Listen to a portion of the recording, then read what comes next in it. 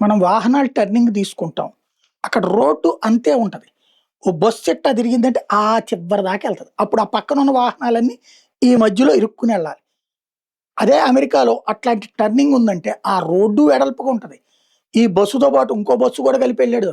ఇంకోటి ఇట్లా మధ్యలో దూరిపోవడానికి కుదరదు. ఈవెన్ అక్కడ అమెరికానా, యూరప్ దేశాల, సింగపూరా, దుబాయా వీటన్నిట్లలో గూడా ట్రాఫిక్ అంటే రెడ్ సిగ్నల్ పడిందంటే అక్కడ కారు అక్కడే ఉంటది. అక్కడ కారు అక్కడ వైట్ గీతలుంటాయి. ఆటిటి మీదనే ఉండాలి. ఎన్ని కిలోమీటర్ల దూరం అయినా సరే. అంతేగాని మధ్యలో దూరిపోయి మన ఆటోకి మళ్ళీ, మన టూ వీలర్స్‌కి మళ్ళీ వెళ్ళడానికి కుదరదు. బట్ భారతదేశంలో డ్రైవింగ్ వచ్చేటప్పటికి టిపికల్ డ్రైవింగ్ అనమాట.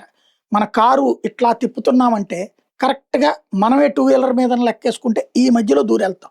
ఈ కారుకి తగులుతామన్న ఫీలింగ్ మనకుండదు. కారోడికి గుండె పగులుతా ఉంటది. ఇట్లాంటియి సహజసిద్ధంగా ఉండేది. ఇట్లాంటి చోట్ల టిపికల్ డ్రైవింగ్ టెస్ట్ గూడా ఉంటది. నిజంగా డ్రైవింగ్ టెస్ట్ చేస్తే ఏమవుతదంటే తమిళనాడు తూత్తుకుడి ప్రాంతీయ రవాణా కార్యాలయంలో ఈ మధ్యన కొత్తగా ఏర్పాటు హెచ్ షేప్ డ్రైవింగ్ ట్రాక్ తీవ్ర వివాదానికి దారితీసింది. సెన్సార్లు, కెమెరాలతో పెట్టేటప్పటికి ఆ ట్రాక్ మీద డ్రైవింగ్ టెస్ట్‌కి హాజరైన వాళ్ళలో నెలకి ఒకే ఒక్కడు పాసయ్యారట. తెల్ల గీత మీద కారు నీడబడినా గూడా సెన్సార్ ఫెయిల్ అని చూపిస్తున్నాయట. డ్రైవింగ్ స్కూల్ నిర్వాహకులు దీంతో తీవ్ర ఆగ్రహం వ్యక్తం చేస్తున్నారు. నెలలో 29 మందొస్తే 28 మంది ఫెయిల్ అయ్యారు.